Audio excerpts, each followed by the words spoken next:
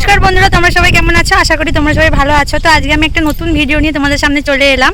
তো আমি তাল গাছের গোড়ায় চলে এসেছি। তো দেখো তোমরা,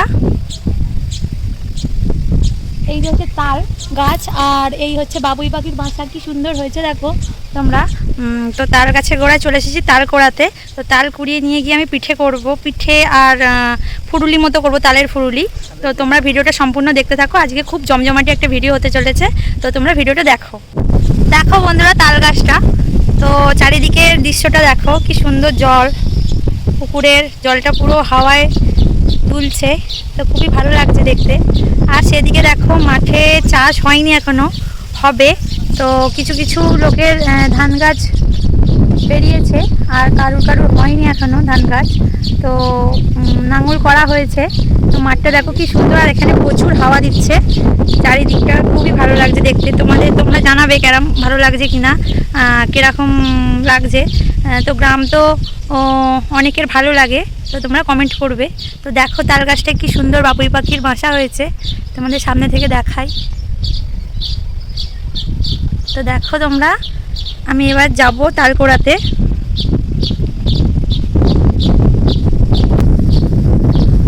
দেখো বন্ধুরা, আমি তাল কুড়িয়ে নিয়েছি।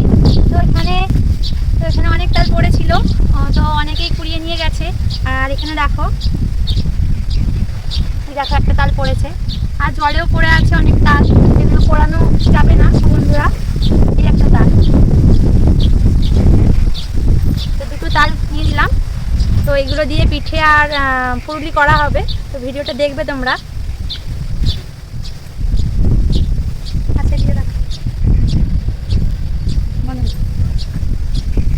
তো তালগুলো নিয়ে আমি বাড়ি যাচ্ছি, চলো।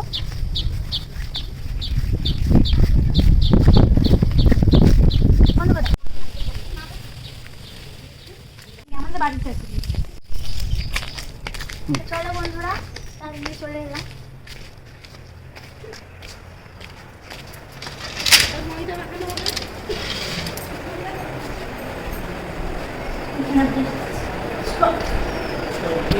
তো বন্ধুরা দেখো, দুপুরবেলা আমার ছেলেকে খাইয়ে দাইয়ে ঘুম পাড়িয়ে দিয়েছি। তো বিকালবেলা বসে পড়েছি মা আর আমি তাল ছাড়াতে। তো আমি ভিডিও করছিলাম, কারণ ভিডিও করার কেউ ছিল না ওই জন্যে। আর মা তাল ছাড়াচ্ছে, তালের খোলাগুলো ছাড়িয়ে নিচ্ছে ভালো করে। তো জলে ধুয়ে নিয়েই তাল ছাড়িয়েছে মা। তো ওইটার কাঁধ বার করবে, কাঁধ বেরোলে তারপর সেটাকে ফোটানো হবে। তো চুবড়ি দিয়ে হয়, তো চুবড়ি আমাদের কাছে এখন নেই আপাতত। তো ওটা চুবড়িটা হচ্ছে বাঁশের কঞ্চির চুবড়িটা হলে খুবই ভালো হয়। তো আমাদের ওই চুবড়িটা ভেঙে গেছে, ওই জন্যে প্লাস্টিকের চুবড়িতে ভালো হচ্ছে না। ওই জন্যে মা জলে ডুবিয়ে জলেতেই চটকে কাঁধ বার করে নিয়েছে। এই দেখো কাঁধ কি সুন্দর বেরিয়েছে। তো এই কাঁধটাকে এবার মা মাখবে। তো ময়দা নিয়ে নিয়েছে, ময়দার ওপর মৌরি দিয়ে দিল। তো মৌরি দিয়ে তার উপরে দেখো একে একে সব জিনিস দিয়ে দেবে। এই দেখো কাঁধটা জলে বার করে একটু ফুটিয়ে ঘন করে নেওয়া হয়েছে। তো ওটা উনুনে ফোটানো হচ্ছিল। আর নুন দিয়ে দিল দেখো, আর চিনি দিয়ে দেবে। তোমরা তোমাদের পরিমাণ মতো চিনি দেবে। তো একটু মিষ্টি মিষ্টি তালের বড়া হলে ভালো লাগবে। তো একটু বেশি করে মিষ্টি দিচ্ছে আর কি মা। তো আমাদের 1 কিলো ময়দার হচ্ছে আর কি। 1 কিলো ময়দা আর 1 কিলো সাদা তেল নিয়ে আসা হয়েছে। তো সাদা তেলটা বেশি খরচা হবে না, অল্প তেলেই হয়ে যাবে। আর 1 কিলো ময়দার মধ্যে চিনি দিয়ে দেবে পরিমাণ মতো। তো একটু বেশি মিষ্টি হলে ভালো লাগবে। তো বেশি মিষ্টি দিয়ে মা আস্তে আস্তে করে কাঁধ দিয়ে ভালো করে মেখে নিচ্ছে। তো মা আমার বড়বাবুকে বলছে, যা তুই একটা নারকেল নিয়ে আয়। তো আমাদের মাটির বাড়িতে নারকেল ছিল, সেই নারকেলটা আমার বড়বাবু একটু কারেন্টের কাজ করছিল বলে নতুন ঘরে, তো সে আনতে যাচ্ছিল না।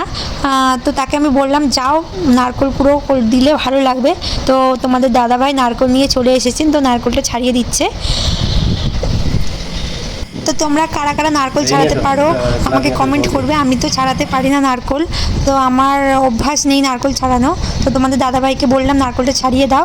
আর আমার ছেলে তো নারকেলের জল খাবে বলে গ্লাস নিয়ে দাঁড়িয়ে আছে। তো আমি বললাম সন্ধে হয়ে গেছে, নারকেলের জল খাওয়া যাবে না, ওই জন্যে তো কাঁদছে প্রচুর। আমার ছেলে কাঁদছিল তখন। তো তোমাদের দাদা নারকেলের জল নিজেই খেয়ে নিয়েছে আর তাকে দেয়নি, আর আমি একটু খেয়েছি, একটুই জল ছিল নারকেলে, তো নারকেলটা ফাটিয়ে দিল, ঠিকঠাক মতো ফাটাতে পারলো না। তো আমি নারকেলটা কুড়িয়ে নেব। এই দেখো নারকেলটা প্রচুর ভালো মিষ্টি আর পুরও আছে, তো নারকেল আমার কোরানো হয়ে গেছে। এবারে মা আবার মানে তালের যে ময়দা আর তালের পেস্ট করেছে, তো সেইটাতে আবার নারকেল দিয়ে একটু মাখিয়ে নিচ্ছে। তো তোমরা যখন তালের ফুরুলি বানাবে নারকেল কুচি করে কিংবা নারকেলকে এরম কুড়িয়ে পেস্টে মানে একদম মাখিয়ে দেবে, খেতে খুবই ভালো লাগবে। আমাদের বাদাম থাকলে একটু বাদামও দিয়ে দেবে, তো আমাদের বাদাম ছিল না বলে দিতে পারলাম না।